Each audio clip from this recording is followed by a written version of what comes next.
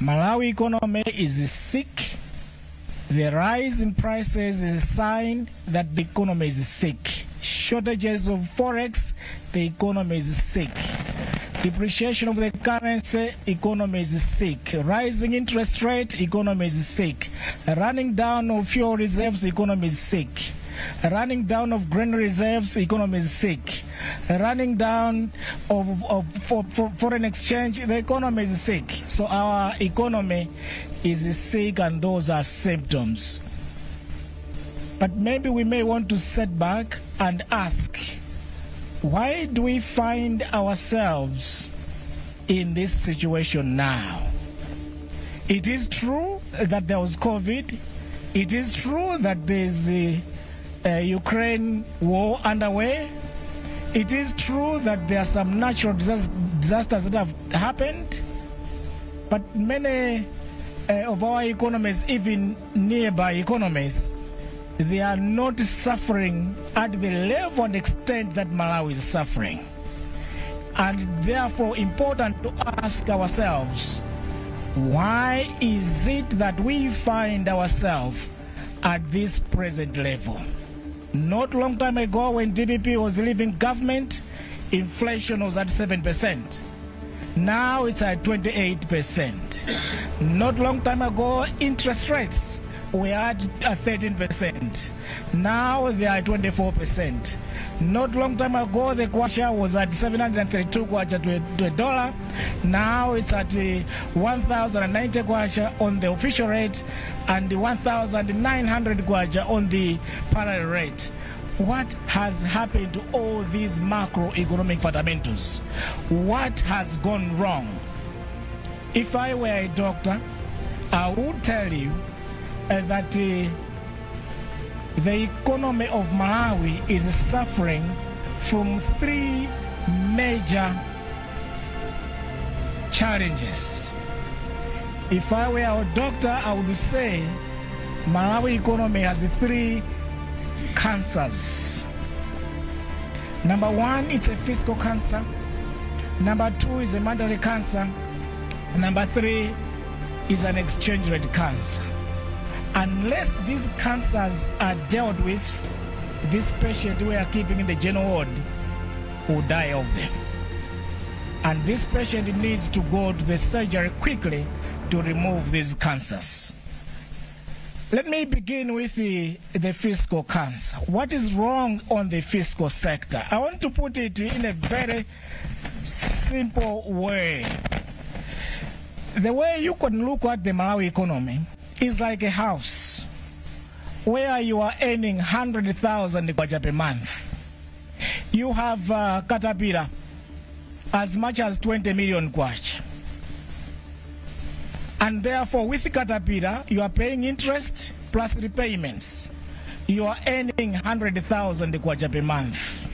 If you are a father of that house, you would say, I'm earning 100,000 kwacha. I'm going to spend 50,000 kwacha and use 25,000 kwacha to start reducing caterpillar, and another 25,000 kwacha to start some small businesses so that in the future my income can grow. That was the fiscal policy of His Excellency Professor Arthur Peter Mutharika.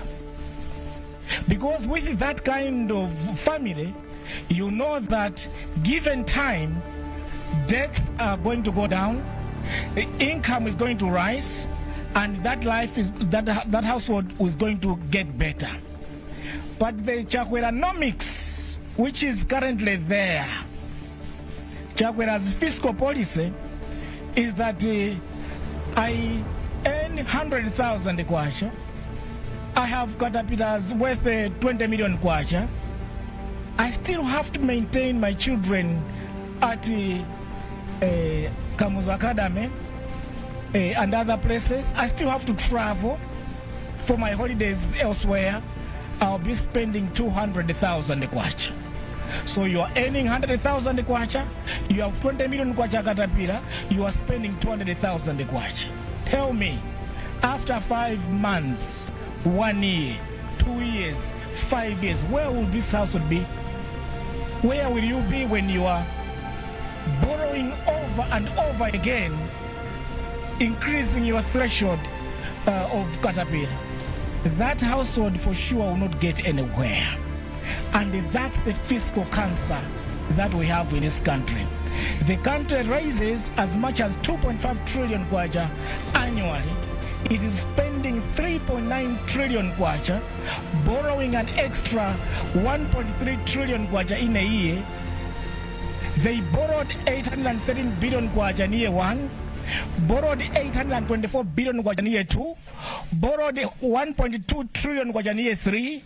In the last budget, which is the one running now, they borrowed 1.3 trillion, a total of 5.1 trillion, over and above the 4.3 trillion debt which they found.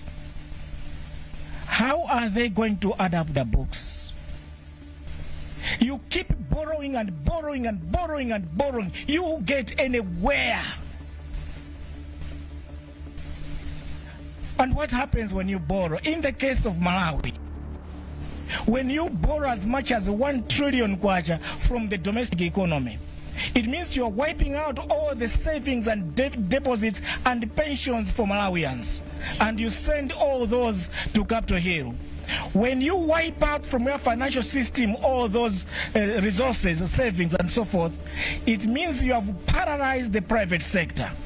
The private sector is there to borrow that money, invest that money, expand their businesses, grow them, start new ventures so that they can create jobs for the youth, women, and the rest of us. So once the private sector is paralyzed, that they don't have the funds, the capital to grow their businesses, it means they will not grow the economy. Hence, the reason why our GDP from 2020, we registered 0.9%, 1.2%, 1.3% growth in GDP, because the private sector is paralyzed. That's why 91% of Malawians do not have jobs, because the private sector, which is to create jobs, can no longer create those jobs.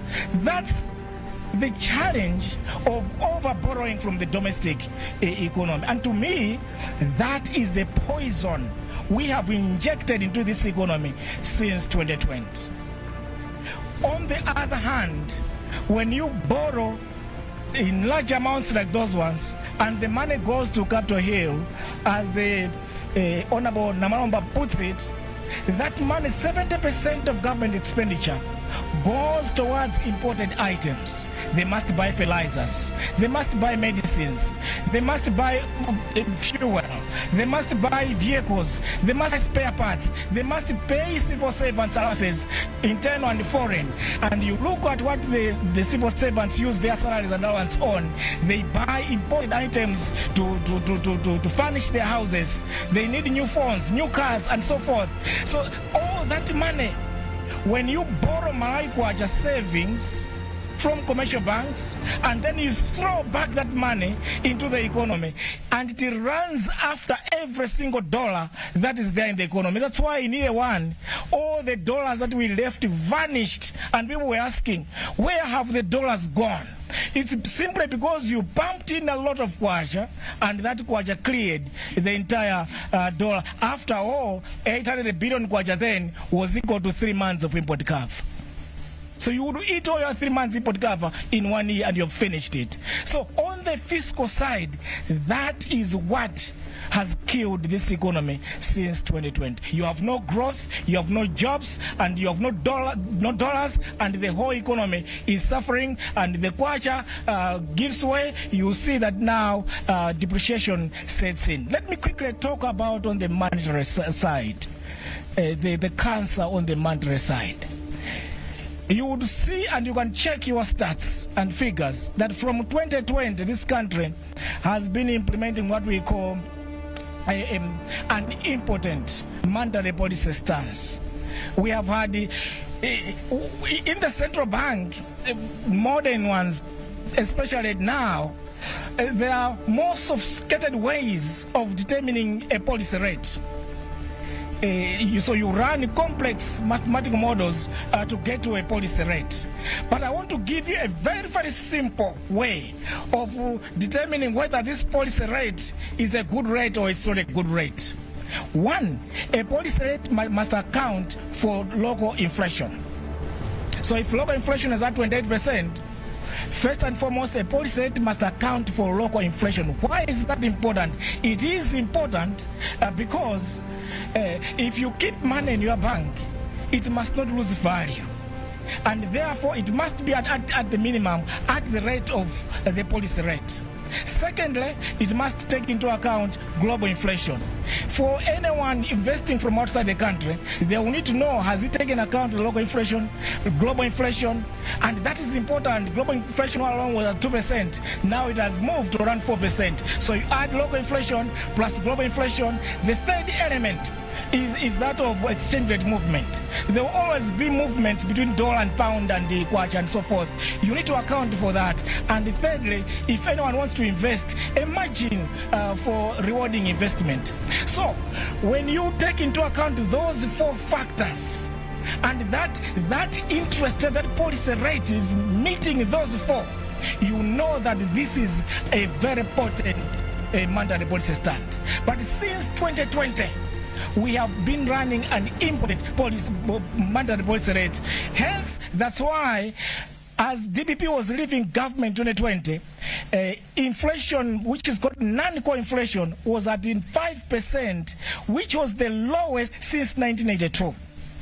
But today, that same policy, that same inflation, non-food inflation or core inflation, is well over 18%.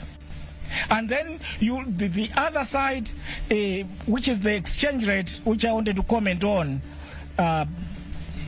is that of the way the market is operating. In the world of monetary policy, you have what we call three regimes of exchange rate. You have a fixed exchange rate. This is especially for old school of economics, classical economics. They use what is called fixed exchange rate, where you can tie and fix your exchange rate.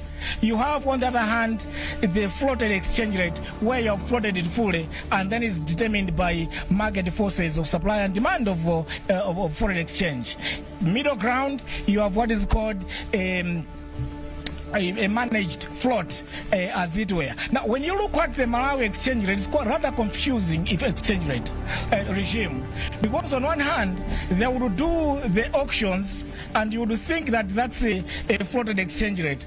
But when you look at the various controls that have been placed behind it, you establish it's a fixed exchange rate. And to know that this exchange has been fixed, you would see it by the misalignment that will happen between the official rate as well as the parallel rate. Now, in this case, you have an official rate at 1,090 kwacha, parallel at 1,900 kwacha. That simply shows you that rate is fixed. Now, the challenge with the fixing an exchange rate is what we are seeing now. For you to get the dollars, you have to go behind the tables to negotiate with people in the banks to give you dollars and so forth. So it's a market again which has been created that is attracting people to be paying for something in return for getting foreign exchange and so forth, which is a challenge as well, which has to be managed. But then for correcting these three, correcting the fiscal sector problem, cancer, correcting the monetary sector, cancer, correcting the exchange rate, cancer. For you to do that, I would say that's a boy's job.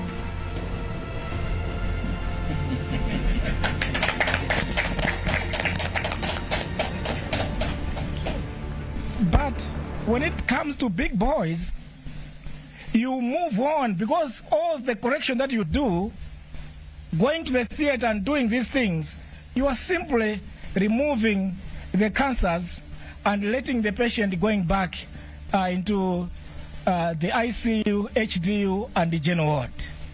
The big boys' job starts from there, growing the economy.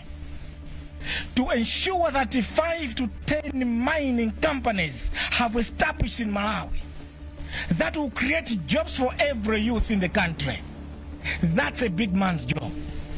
To ensure that we have manufacturing plants that turns around this country from being import dependent to export dependent, transforming the economy. That is a big boy's job. To turn around the agriculture sector so that it moves away just from focusing on fiscal, on FISP and so forth, AIP. It now begins to produce large volumes of products, processing them, adding value. In the process, creating all sorts of jobs and so forth, and value, and exporting. That's a big man's job. To ensure that we turn Mangochi into Cancun of Africa, that's a big man's job. Now, for Tonse Alliance, 3 solid years, they have not yet stabilized this patient. This patient is still in the general ward. He is yet to go into the theater to remove the cancers, to correct all these things, so that that patient can start to heal. And actually, all studies have come across in Malawi. Once you do a correct mandatory policy stance, you do an exchange rate correction, you do a correction adjustment on the fiscal, that will take us no less than 18 to 24 months. And that will be to elections. In my own analysis and understanding, it's too late for Tonse Alliance to correct these things, and to correct, it's also going to be, very, very painful. Because all the adjustments on the fiscal, the cutting which they mentioned, you have to cut the budget to meet you, to fit you. It means you have to remove all excesses around it. Those are the people that are going to suffer from your cuts. To correct interest rate, actually the interest rate which the country should have had by now is somewhere around 32% or 38%. The exchange rate, it has to move all the way to close at 1,800. To correct that, what will happen to the prices and everything else is going to be extremely painful to Malawians. The question, do they have the courage to do what is right before it is too late? And then once they have done that, to see whether they can start the big man's job of growing the economy, creating jobs for the youth, raising hopes for Malawians, creating wealth as in Agenda 2063. Do they have the time and energy to run that race? I rest my case. Thank you so much.